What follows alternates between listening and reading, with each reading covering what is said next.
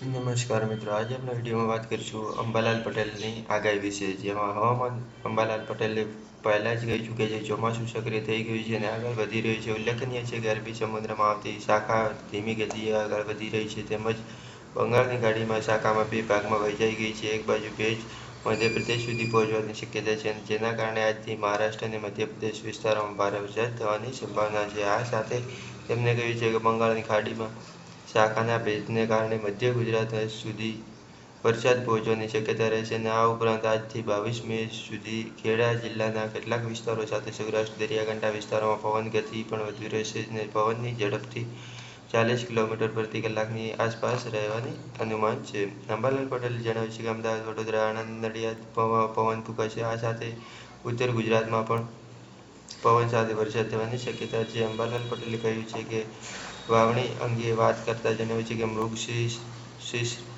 નક્ષત્રમાં પડતો સારો વરસાદ પાણી ગણાતો નથી અને ખેડૂતો માટે હજુ મોડું થયું નથી અને 21થી મધરાતથી ચોમાસું ફરી સક્રિય થશે અને 22થી આદ્રા નક્ષત્ર શરૂ થઈ રહ્યું છે અને આદ્રા નક્ષત્રમાં વાવણી સારી છે અને ગુજરાતના 20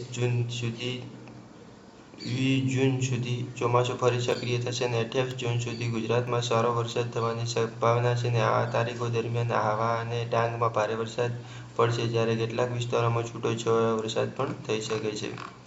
હવામાન નિષ્ણાતે એમ કહ્યું છે કે 18 મીથી 20 સુધી અરબી સમુદ્રમાં લો પ્રેશર રહેશે અને 20 મીની આસપાસ મહારાષ્ટ્રમાં કેટલાક ભાગોમાં વરસાદ પડશે. દરમિયાન સુરતમાં પણ ભારે વરસાદની સંભાવના છે. 28 જૂન સુધી સૌરાષ્ટ્રમાં કેટલાક વિસ્તારોમાં વરસાદ અને ભારે વરસાદ પણ પડશે.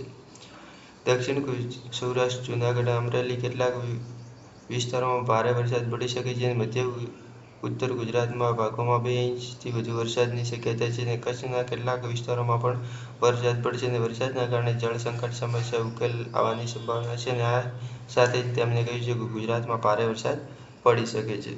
તો બસ મિત્રો, આ વિડીયોમાં આટલું જ. ધન્યવાદ.